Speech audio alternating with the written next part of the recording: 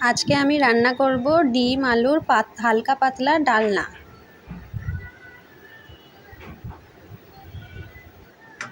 প্রথমে আমি কড়াইতে তেল দিয়ে ডিমগুলো ভালো করে ভেজে নেব।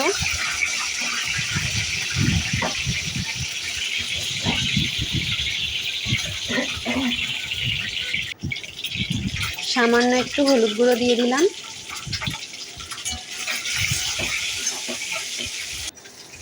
ডিমগুলো ভাজা হয়ে গেছে,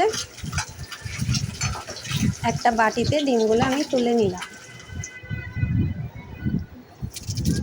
এবার গোটা জিরে দিয়ে দিলাম কড়াইতে, তেজপাতা দিলাম, শুকনো লঙ্কা দিলাম। এগুলো ভালো করে ভেজে নিলাম। এবার আলুগুলো আমি ভেজে নেব।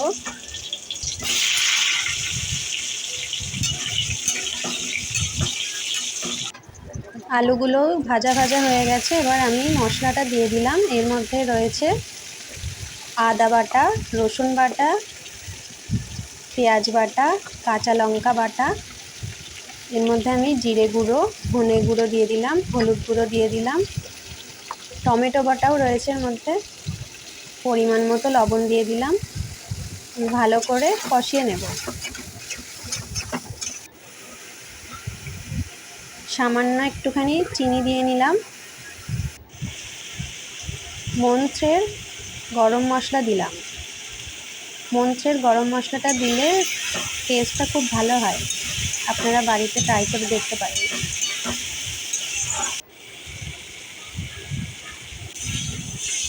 কষা হয়ে গিয়েছে, এবার আমি এর মধ্যে পরিমাণ মতো জল দিয়ে দিলাম।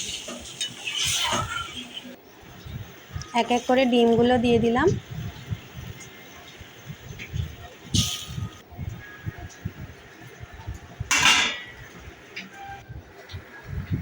দেখুন রান্নাটা প্রায় হয়েই এসেছে আমার।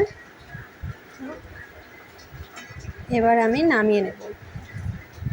রেডি হয়ে গেছে আমার হালকা পাতলা ডিমের ডালনা।